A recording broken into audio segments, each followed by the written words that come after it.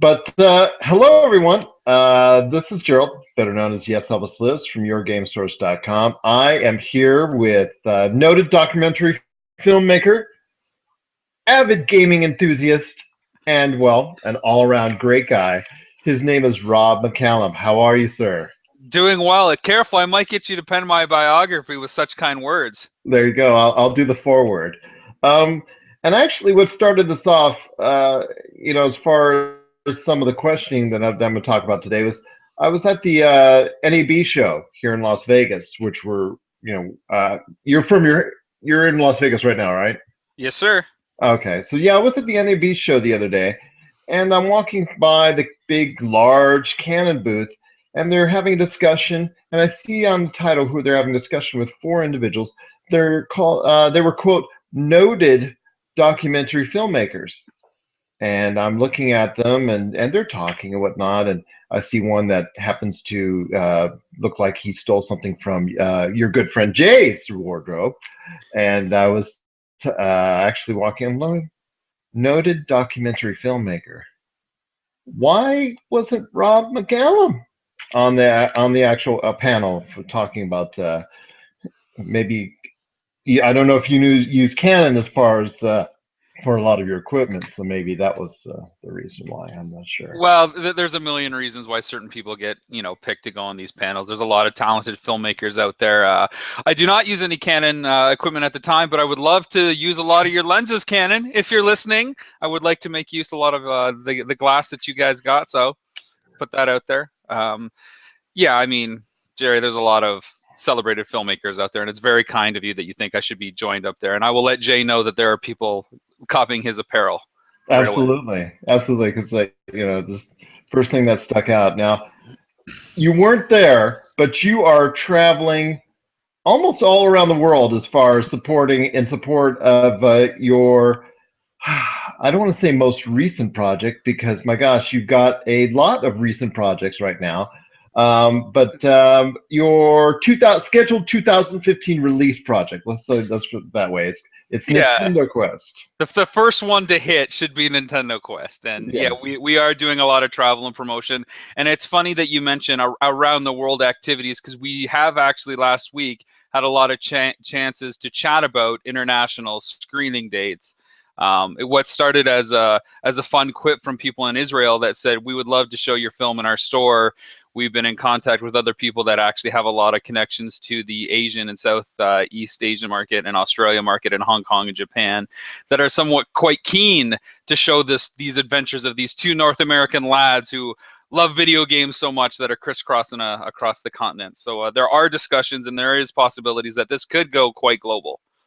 Has Nintendo actually ever reached out to you in any way in regards to the film? Yeah, we were in early talks, very early talks when we first announced it. We were put in touch with Nintendo's PR firm and got in touch with I believe, I could be misrepresenting myself here a little bit by talking to Reggie's assistant and whatnot and trying to connect with him specifically to be a part of the film. They are quite aware of what's going on.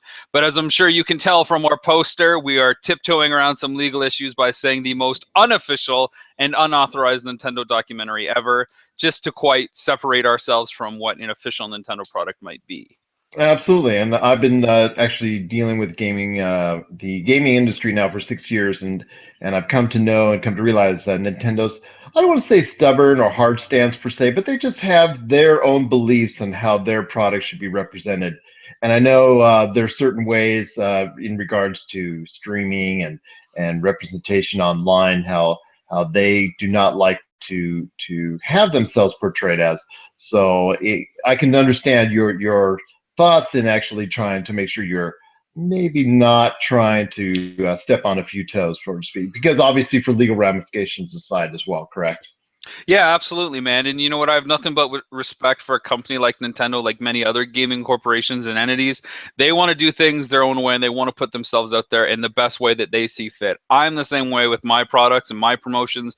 You know how much we put stuff out there. It's all very calculated and very strategic about how we do stuff. And I don't know that I would like somebody else trying to piggyback off that. That said, come talk to us and we'd love to work with you. But you know, Nintendo is entitled to make the choices that they want to make, and that's totally cool by us. We still love them. Obviously, we made a film that is quite the love letter to that generation specifically and the company as a whole. And what stage is it at right now? As a film, it's finished, and they are actually showing it around the country. But as a home video product, it's still not there yet. Is that correct? Well, you know, it's funny you mentioned that. Again, your timing is impeccable, Jared. I mastered the disc this last week, so we have like the master Blu-ray and DVD in hand, Gerald. It's ready to go to the duplication center. We are waiting for the bonus discs. That is, I'm sure you know, thanks to Kickstarter, we are producing multiple discs for, in some instances, a 3-disc set. So that is out there. It is the disc 1 is done, and we are working on mastering disc 2 and 3. And once those are done for both Blu-ray and DVD, then we will ship them off for duplication. So it does exist as a tangible disc right now. Oh, that's good. That's good. My congratulations actually to you for that. Absolutely. Thank you. You mentioned Kickstarter, and this was something I was going to bring up later in the interview, but I think it's more timely right now. Sure. You've done a lot of things as far as with Kickstarter, in trying to promote your projects, and has necessitated as far as Kickstarter and possibly other funding as far as it's concerned. Tell me, how important is Kickstarter to you, and how important it should be to filmmakers all over? Well, I don't know that I can really tell filmmakers how important it is for them, because everybody wants to approach everything with their own, like Nintendo, right? They want to do their own thing, their own way. For me, it's an instrumental part of the process, not necessarily just to raise funds to either complete a film or start a film, but to begin the marketing process and get the word out there about this project that is starting to come to life, a story that you start to share with people, whether it's Nintendo Quest or some of my other projects that I'm sure we'll get to. It's really important that you put it out in the public and start having those discussions and start letting that community grow. Our most recent Kickstarter campaign for Nintendo Quest, there's 2 for those of you out there that don't know, was a tremendous success because there had been a 1.5 year gap since our first one. And because of that first one, we were able to start developing a community instead of, as a group of filmmakers, do the secret project and all of a sudden dump a finished film on the market. You know, that's kind of, I want to say, the traditional way, or the way that things are usually somewhat kind of done in the indie world. People make a film, then they make a lot of buzz once it's done. And then they have that one shot, all the eggs in that one basket to get interest about this product that's out there. And time goes by and boom, nobody cares anymore because, you know, their moment has come and passed. And whether you were part of it or not, you know, that's your one chance. So with Nintendo Quest and originally the NES Club, we made a conscious decision that we wanted to start being quite active members in the community, start sharing the story, start getting people involved, start including people as active participants in what we were doing, so that from the moment we launched that first campaign to the moment that the screening's finished and that the disc is done, it's an ongoing dialogue. And as you know, I'm sure, and other people that are listening, it's even beyond Nintendo Quest at this point. We have an NES game in the works. We have the Nintendo Quest Power Tour documentary in the works. We have our GamerCast podcast that keeps going on, and there's future plans for that to jump to a video platform possibly. There's just so many things in the works, and it all starts because you have to make a decision to start marketing. So Kickstarter is the big marketing initiative for us. 1, because we can leverage off the Kickstarter brand. It gets thrown out there. And 2, it allows people to look at it objectively from like a neutral site. We don't have to direct people to our site and get their confidence. They can go to a site that most people are starting to get familiar with, Kickstarter, and they can see how things are laid out and what it all looks like. So it's just really to our advantage to use a platform like that to get the word out. Okay. No, that's good. That's awesome. And I know we've talked about a lot of Nintendo Quest. I know if you've not gone on our site, yourgamesource.com, and actually listened to our previous interview with Rob, or one of the many umpteen gazillion interviews you've probably done since then in regards to Nintendo Quest, I guess briefly just describe to people, or gamers are mostly going to be watching or listening to this interview, and I know that they're saying, well, why are we talking if they missed all those interviews? What is Nintendo Quest all about? And that's totally fair, because I'll tell you that we went to a game swap in Waterloo, Ontario about a month ago, and half the people that saw us hadn't heard of the film yet. So a lot of people that are in the circle, like, yeah, we get it. When's the film coming out? But there's still so many people out there that don't know about this because the world is that big. So for those of you that don't know, Nintendo Quest is about one fanatic video game collector's attempt to secure an entire U.S. gold seal of approval NES library. That's 678 games in 30 days without using the internet in any way. It's a dare that I gave my best friend Jay Bartlett, and he accepted because it's always been his dream to go after and have this complete collection.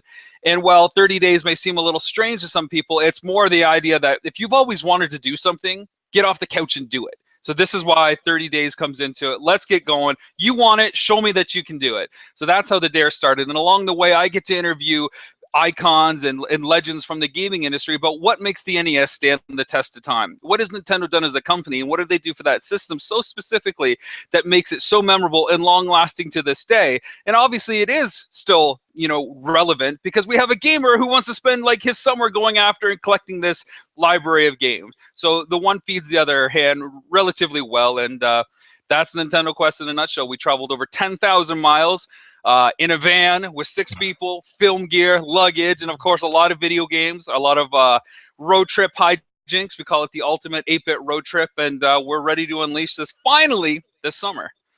Now, hijinks aside, you know, the actual from what I've seen a lot of footage of it, and I truly am dying to see the whole as a whole.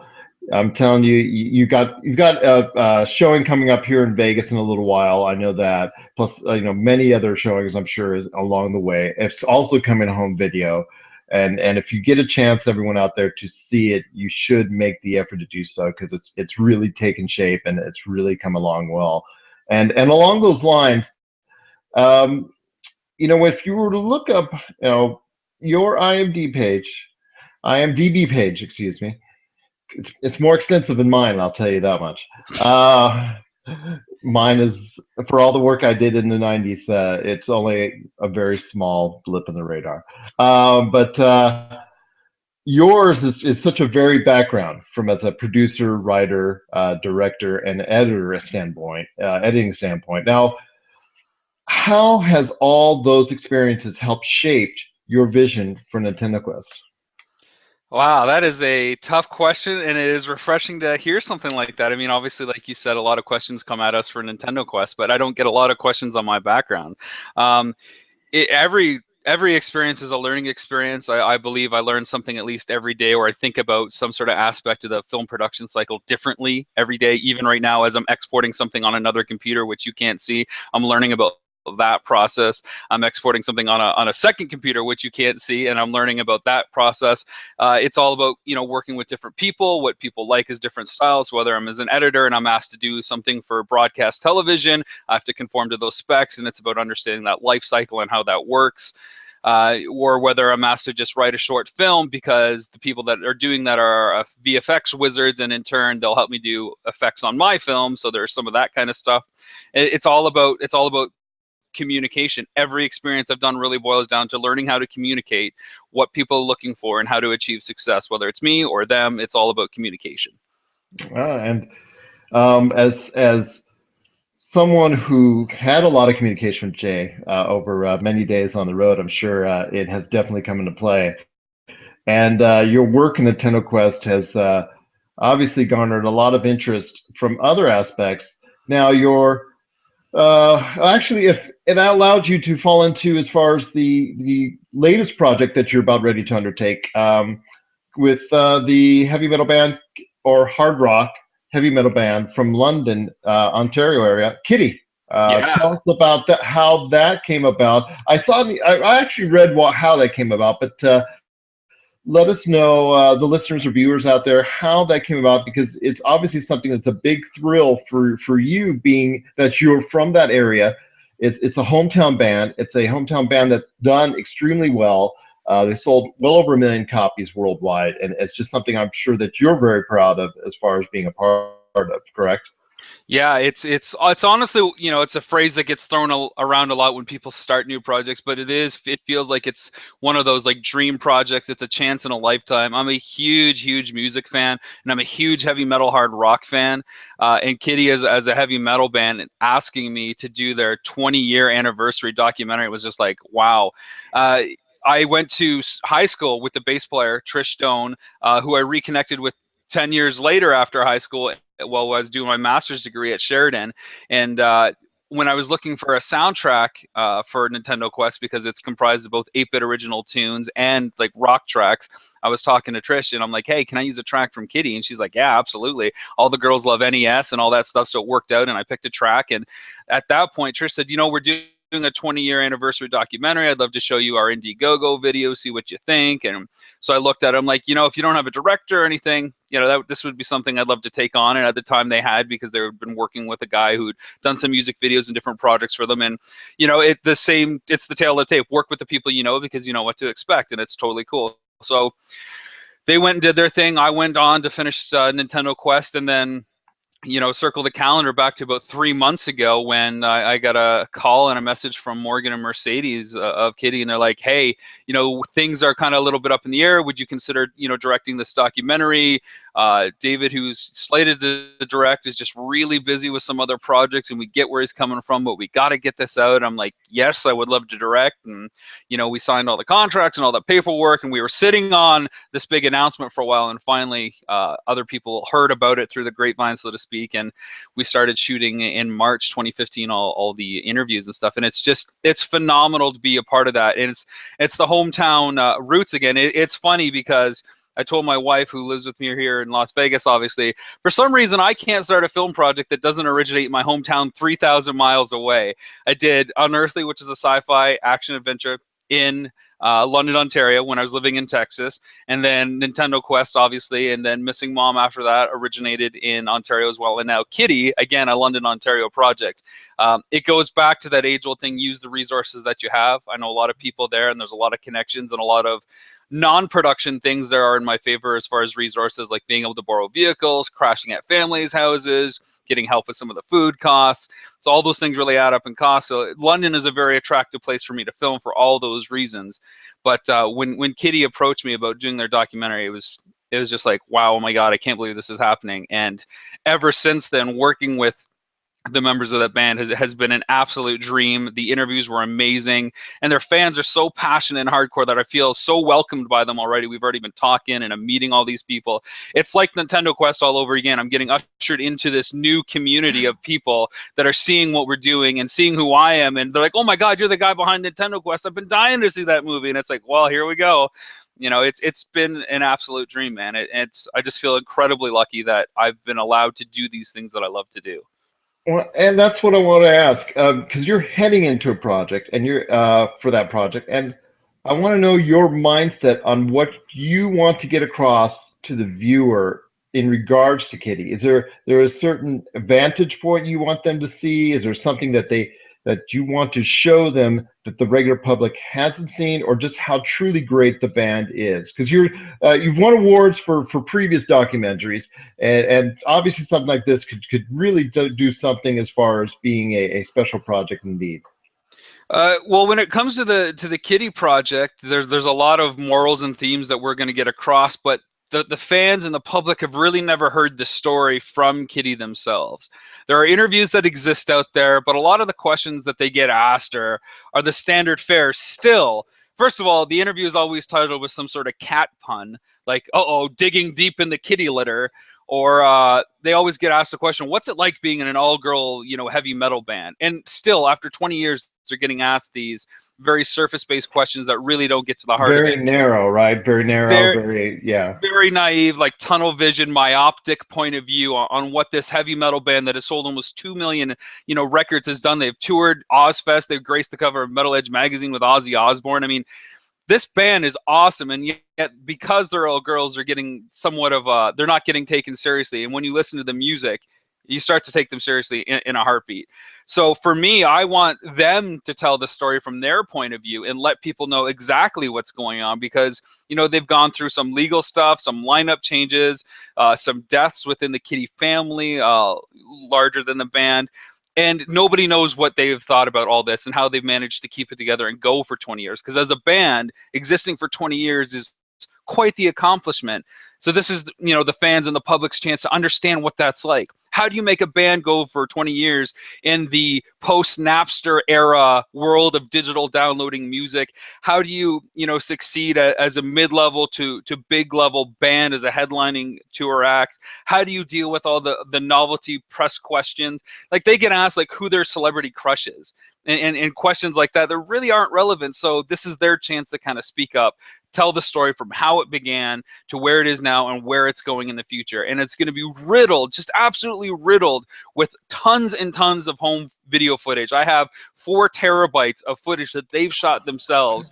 Wow. The last 20 years. And that's SD footage. That's not HD footage. So 4 terabytes for the most part of SD footage. You're going to see what it's like recording in the studio when they were 15 years old, doing the EP before their first album Spit came out, all the way up to recording their last album, I Failed You, in HD, and everything on tour. It's and everything in between. It's going to be an awesome, you know, heavy metal mayhem trip down, you know, memory lane, so to speak. But a poignant look at what the rock industry has evolved into and what it takes to survive in that climate. And you're starting that project in June, from what I read. Is that correct, or no? We started shooting in March. We did a bulk of interviews, a first kind of run of interviews with the band members we had access to in London, Ontario. A lot of them are there. There are some former band members that are in New York, and some that are in LA, and others that were tied up when we had slated to do that week before Easter. They're going on tour in June, and I'll be there the first couple dates at least, filming that aspect. They haven't played for 3 years, so the butterflies that are swirling about going onto the stage for the first time. What's the future of Kittie look like, given that they haven't played in 3 years? Is there going to be a future? Isn't there going to be a future? What's that future going to look like? So all these questions are starting to, you know, come to a head at this point in the band. And I asked everybody, you know, so what do you think about the documentary, and why is the documentary happening right now? Because this was their decision to launch a documentary, not mine.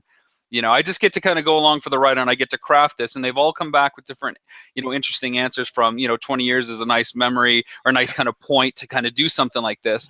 But there's more to it. I think this is such a crucial time in Kittie's history that it's a necessity that it's getting captured now.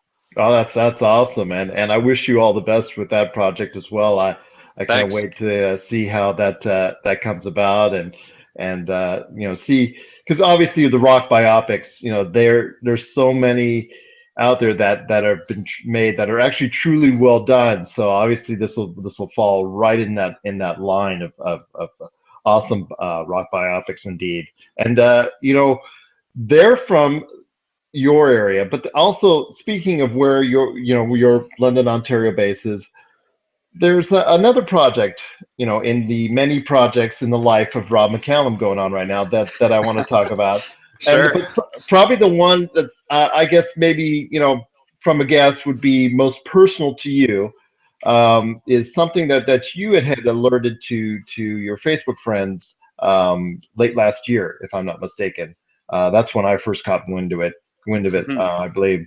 And that's the documentary film Missing Mom, about your search for your mom, you and your brother, your half brother. And I just, you know, I want to know more about that. I think that's, of all the projects that you have underway, even though Nintendo Quest and the Kittie biopic are awesome ideas and awesome projects to go through, it's the missing mom aspect that maybe you don't get to talk about as much to the public, and something that maybe some you know, a lot of people need to understand a little bit better. So if you can, tell us about how that came about, and you know, what plans do you have for the film itself? Sure. It's definitely probably the smallest feeling film that I have in the works, and we're in post-production editing on that. So we're finishing Nintendo Quest. It's getting ready to be delivered. We're editing Missing Mom, and we're shooting Kittie. So everything is at a different stage. So we're juggling all the balls, right? Missing Mom is probably the smallest film because it's not based on any kind of brand or any kind of formula, like you were talking about, like a biography, rock docs, or a video game movie. This is a personal journey, as you mentioned, but it's also, even though it feels the smallest, it's also the most universal, because we all come from some sort of family. And to be honest, well, for those of you that don't know, like you said, Gerald, I went on Search, another road trip movie, with my half brother Chris, who I consider my full brother, but for sake of understanding what's going on, he's my half brother. And we go in search of what happened to our mom, who's been missing for almost 25 years, and essentially come face to face with her. And it's a tale of, following breadcrumbs, delving into family secrets, those taboo subjects that people don't talk about, and having the courage to broach those subjects with the people that we respect dearly, and, asking them questions that make them feel uncomfortable, so we can kind of get the answers that we need to know, or some sort of clue or a hint of what to do next. It's a film that started with a video game. Oddly enough, I was playing Child of Light, which is a Ubisoft game.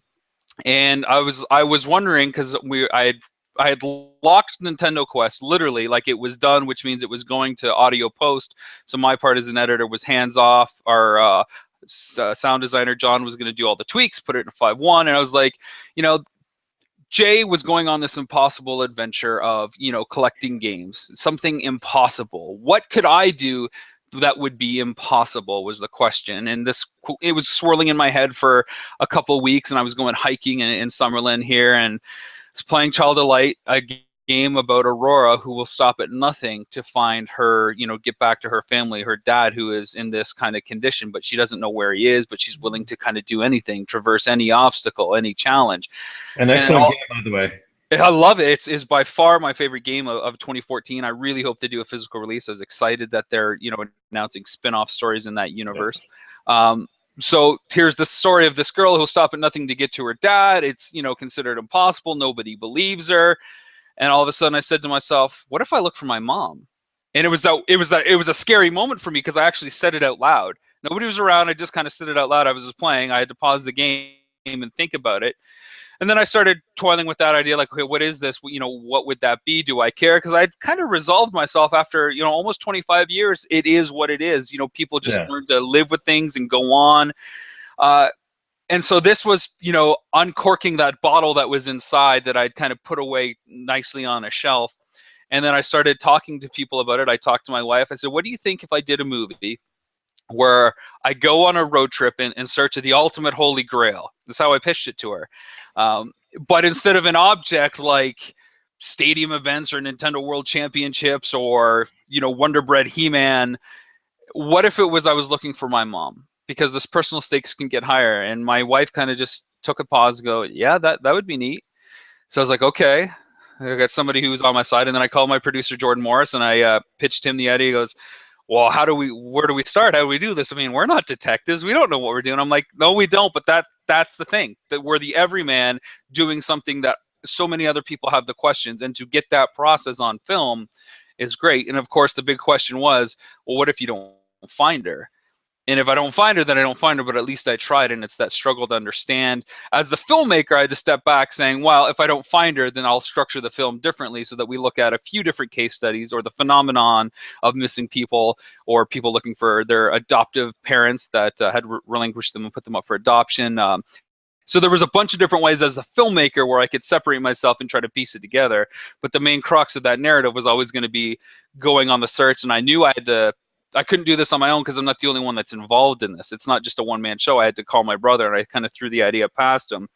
And I basically pitched it to him. I said, so what do you think about trying to look for mom? He goes, well, why do you want to do that? Which is kind of a harsh kind of feeling for those that aren't in the situation. Why would you want to look for, what's your mom? You obviously want to look for him, but it's not like that, and never was like that with us. He was raised by his paternal grandparents, and I was raised by my maternal grandparents, so my mom's parents. And basically I said, well, with my dad passing away 4 years ago under very tragic conditions, under very sudden terms, and my grandparents who had raised me being both diagnosed with cancer, I really didn't have any kind of close biological connection left. And I wanted to know a little bit about more who I was. I didn't meet my biological dad till I was 10, and that was a rocky relationship. And like I said, it was cut short due to tragic circumstances. So I felt like there was this missing part of me out there or this perspective of me that could inform a little bit who I am. And if I don't go to look, then nobody ever will, because it had been almost 25 years. So when I pitched it to my brother, he's like, well, sure, I'm curious. He's a Mountie in Canada. He's always kind of curious. He likes to put the bad guys down, and he likes to kind of have a completion kind of thing. Let's tidy everything up. And he was up for finding out the truth, because we had been told, I don't want to say half-truths, but we've been told different things, little bits and fragments here and there growing up. And again, it became a taboo subject that we just never talked about our mom, family events and stuff like that. And so that was that. And that's kind of how it came to be. I threw it past him. Then I threw it past my grandparents. And then in the trailer, you hear me throw it past my uncle. And you can hear in his voice that he's like, well, good luck with that. Which is kind of the attitude of the family. Nobody believed in us and what we were doing. They understood why we wanted to do it. They supported our need to try to find answers. But nobody believed in our ability to do something and to have any kind of results. And that was really hard for us to swallow too, that our family didn't believe that it would be possible. Knowing that now, it's not really a reflection on us. It's more a reflection, I think, on their mindset. And again, a lot of this comes out in the film. And I don't mind talking about this film as open as I am versus something like Nintendo Quest, where we're keeping some of the main questions a little bit in the shadows. Because I think Missing Mom is a very important film, because I really think that it can change a lot of people's lives if they have the courage to start asking questions and doing a little bit of work. And on that, you know, obviously the elation of finding your mom is there, the emotion, and I, you know, not even seeing the film yet, I could understand as far as the ending is, since you did, you know, ultimately achieve that goal. But I asked this of your brother, and I'm going to ask this of you. How has your relationship with your brother evolved in the process of, you know, making the documentary? Sure. And I should say I apologize. I wasn't able to get a response from him. I knew you kind of forwarded me a question to give to him. He's been working cases like, 24 hours in a row, because like I said, he's a Mountie. There were some very trying times for my brother and I. We weren't raised together, but we always remained close. We spent summers and some vacations and stuff together. And for him being a cop, understanding the legal situation behind privacy acts, and for me being a guy who, I don't stop at anything, and I don't take no for an answer very well. I'm very determined to kind of do things. I don't want to say the end will always justify the means as a mentality, but I do pretty well when I just keep pushing and going and going and going. And some of the attitudes and thoughts I had were a little bit in conflict with how he would do things, but that's just because we're different people. And he wasn't the only one that was uncomfortable by stuff, and I was uncomfortable by some of the stuff that he was saying. We wanted to make it very clear that he was not going to use his position as an officer of the law to, influence anybody that we were talking to. In fact, we kept it hidden from almost everybody that we talked to, because we didn't want that to be a thing. If we were going to help other people out there, they wouldn't necessarily have that card up their sleeve. So we wanted to make sure that was the same situation. I think it's good. There are some trying times, and I think we're better off. I think we're a little bit closer for having undergone this together, of course. I mean, why wouldn't we? We've got some answers to everything, but I don't think any answer really ever does it justice. What, the big questions to the big answers. There are no definitive answers, and the answers that we get will always change and flux over time depending on who we're asking, when we're asking, how we're asking, and what's going on. But things are good with my brother and I. It was different, but the same thing for Jay and I. For Nintendo Quest, as my best friend, he had never worked with me. We had hung out as friends for more than 30 years, but he had never worked with me in my way. And I have pretty high expectations of the people I work with because, like I said, I'm go, go, go, go. And again, it's about understanding that communication, be able to talk to people and where they're coming from so that they understand with how things are going. And that goes even to the Kittie documentary. Here's a rock band that, is a little worried about how things could come across because they've had some really questionable things come out and they've been spun different ways in the public, and just kind of reassuring them and communicating that that's not what I want to do. I don't want to make a TMZ piece out of it. So it's an ongoing relationship in all three of those projects all the time, but it's about communication, understanding how each other is thinking and where they're coming from. It's not me versus anybody. It's trying to get everybody on the same side of the table and look at the situation at hand. Well, no, that's great. And with all those projects coming about, it's certainly going to be another busy year for you indeed. But first and foremost is Nintendo Quest. And if anyone wants to find out more about Nintendo Quest, like I said, there's I'm sure you've got more screenings. I know you have one planned here in Vegas, but I know you have more screenings for the actual film itself, plus home video. If somebody wants to find out more about either Missing Mom or the upcoming Kittie documentary or Nintendo Quest, how is the best way to find out, or how is the best way to help support you in your cause? Well, the easiest thing to do is go to pyreproductions.net. Our website will be going over a bit of a rehaul in the coming weeks. That's PYRE productions.net. That's my personal website where we're going to have information on all 3 projects. For information on Nintendo Quest, go to facebook.com/the NES Club. We always post tons of information there. Reach out and message us. We're pretty good about getting back with usually in the hour. You can also email us at nesclubmovie@gmail.com. And if you want more information on Missing Mom, email us at missingmomdoc@gmail.com. As far as the Kittie project goes, post something on one of their forums and Facebook. Chances are I'll see it or try to tag me. I'm not really, like I said, because I'm a hired gun on that one, I really don't want to speak on behalf of the band, but I'm there to kind of inform fans that have any questions. I'll try to be as transparent as possible with, working with the band to kind of cater what gets out there and what doesn't. But yeah, usually Facebook is the easiest way to kind of contact me through all the different projects. It's a good social hub, and pyreproductions.net will be revamped soon. Nintendo Quest screenings do start this June, like you said. Screening in Beverly Hills June 26th and June 28th in Vegas, and then at the Classic Game Fest in Austin, July 25th, 26th. In Houston on the 27th. We have a screening in Columbus in August at some point. In Du Bois at VGX, August 22nd. London, Ontario, our hometown, is probably going to be a massive screening September 25th, and then at the Comic-Con in London, Ontario that weekend, the 26th and 27th of September. Edmonton, October 7th. Cleveland, October 11th. Portland Retro Gaming Expo, October 16th.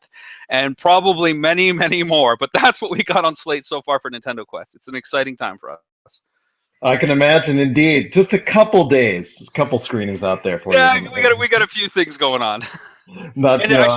I should say too, for those that would like to have it on a home video, we do not have a DVD disc deal with the distributor yet. There's a good chance that most of the screenings will have some extra discs available if you do want to purchase them, but the film should go live to buy on iTunes and similar video on demand platforms October 2015 to coincide with the 30th anniversary of NES. So look for it on iTunes probably October this year. Oh, that's awesome to hear.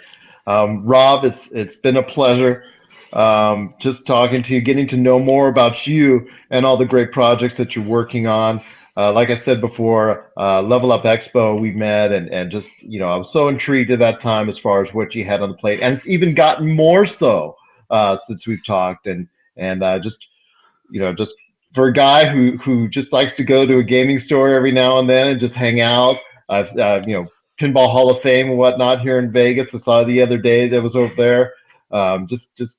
It's great to see all the projects that you're doing, but you still try to keep it on the low down as far as being humble and just being just an avid fan and a cool guy as far as this concerned. Oh, Star Wars. I would be remiss if I didn't ask you about the 88 million, or actually probably now over 100 million viewed latest Star Wars teaser trailer. Especially from a filmmaker standpoint. Huge fan of it. I mean, everybody, of course, is going nuts for the last line when we see Han Solo and Chewie there. It says, "Chewie, we're home." I mean, I'm getting goosebumps thinking about it. But for me, what did it was that opening shot where we see the land speeder, the speeder bike going across the desert horizon, and slowly, this thing that's in the desert that's been crashed is revealed to be a Star Destroyer. That's when I felt like I was welcomed back to the Star Wars universe. That's cinematic. It's like this massive thing in a context we've never seen before. You can tell we're in the Star Wars universe, but things are so much more different than we saw last time. And it's on, man. It's game on from that point of view. Like I'm very. When I saw the first teaser trailer for Force Awakens, I was cautiously optimistic. Now I'm on board and I'm ready to enjoy the ride. And it's hard for a lot of real good Star Wars fans to get so. They were a little apprehensive, like you said, like yourself, after the first one, because it is J.J. Abrams, who is so familiar, becomes so familiar and so synonymous with the Star Trek franchise as far as rebooting that. And there were a lot of concerns, even comments this week by Mark Hamill himself about about how it was going to look, come about, and how it was going to look once the movie came on screen. But it looks, from all appearances at this point, that it looks very promising indeed. Correct? Well, I think it's just the fear of, okay, the first trilogy, the Old Testament, if you will, was so perfect. Quit tinkering with that. There are flaws, of course, but as a whole, that canon worked.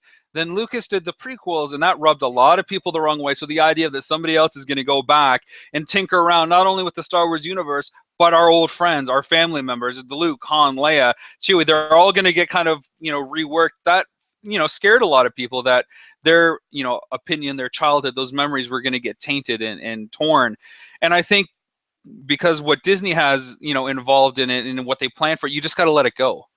You got to think of it as almost like a comic book, with so many of these Star Wars films coming out. Rogue One teaser was leaked as well, which was really, really cool to see, about the hunt for the Death Star battle plans and how those get stolen. It's a heist movie, which is awesome.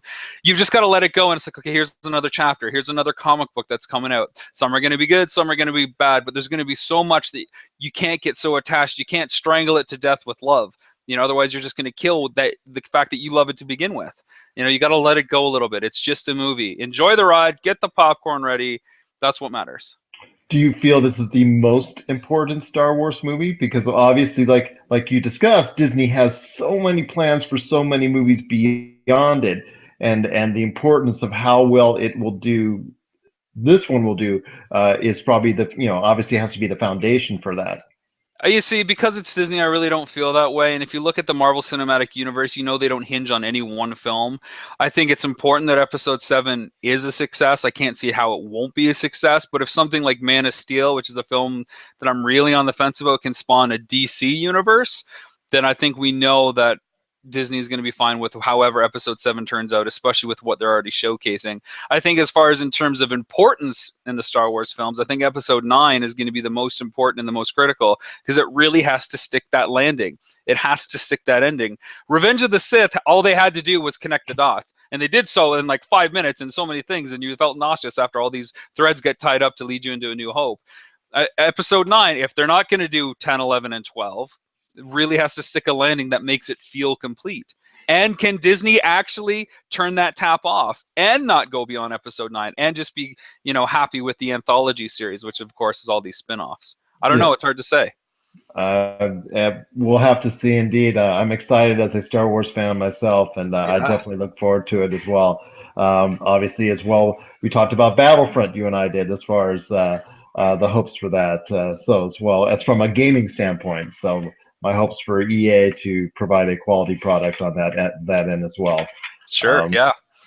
Although I wish there was, you and I went back and forth a little bit on space battles. There, according to several outlets, they're saying on the surface that there's no space battles. But then again, Destiny, they didn't put space battles initially in 2, and there's always been talk that they might add that on at a future date and time. Sure. Yeah, I mean, to be honest, I haven't looked into Battlefront a whole lot. I saw the teaser trailer, like I'm sure so many of the listeners and watchers have seen it too.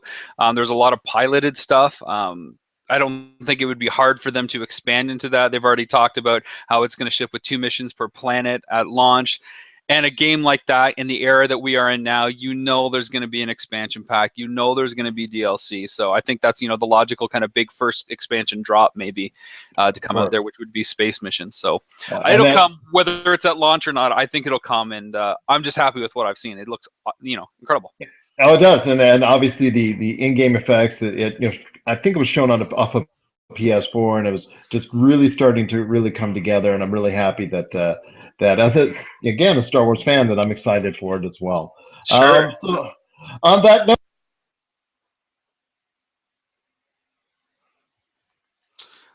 I think you cut out there, my friend. I think you hit the mute button. Oh, there you go. There you go. Sorry. No, absolutely. Just all the time. It's just sometimes just comes down to one click. I do appreciate again your time. We look forward to seeing how your projects progress. Look forward to obviously the showing here in Vegas, but all over the world, and seeing how you trick the globe in support of all 3 of your new projects, and also future success to you as well, Rob. Thanks so much, man. It's always a pleasure chatting, and I appreciate you digging into the past and looking at some of the other things I've done and wanting to talk about some of the other things I got going on. It's awesome. Thanks. Well, absolutely, and you know, it's just great when you see, you know, that you're going to be talking to an award-winning filmmaker. You know, it's like, you know, you can always say award-winning filmmaker on there, but you're so humble, you're so down to earth that you don't need to have that, and in order to sell the great projects to the public out there as a whole. So I'm just a lucky guy, man, who believes in what he's doing is the right thing to do, even though there's financial burdens with a hobby such as filmmaking and in a profession like that, especially the way I'm doing it.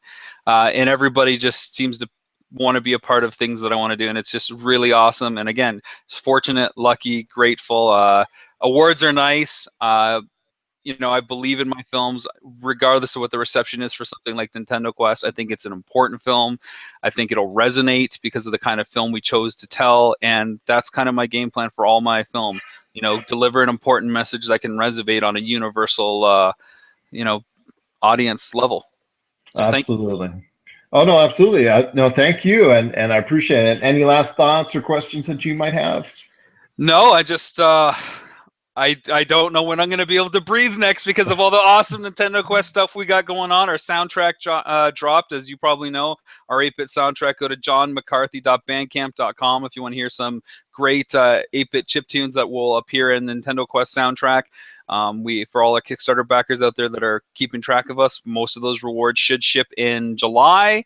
And hope to see everybody at a screening because Jay is coming to all of them so far, from what I understand. So he'll be in Vegas, he'll be in LA, Austin, and so on. And we're going to be filming everywhere. And the stuff that we film as we roll out this film on a tour, like a rock band, see how everything kind of parallels and goes together? We'll be releasing that 90-minute documentary for free online probably next June, which will be a nice drop and get us to the game release, which will be 6 months after that. So the Nintendo Quest brand is the Nintendo Quest cinematic universe continues to expand, if you will. That's awesome, and it's great to hear. And we definitely look forward to all the projects that you have. Nintendo Quest, everybody out there, Missing Mom, and also as well the Kittie documentary. You need to look out for it. You need to make sure that that everything's going on all those great projects. Much success to you on all these projects and everything going forward for you, Rob. Hope to see you again in a couple months, you know, when you have your showing here in Vegas. Thanks, Gerald. Thank you so much for your time. And once again, this is Gerald, better known as Yes Elvis Lives from YourGameSource.com. Thanks for watching, thanks for listening, and being a part of this interview.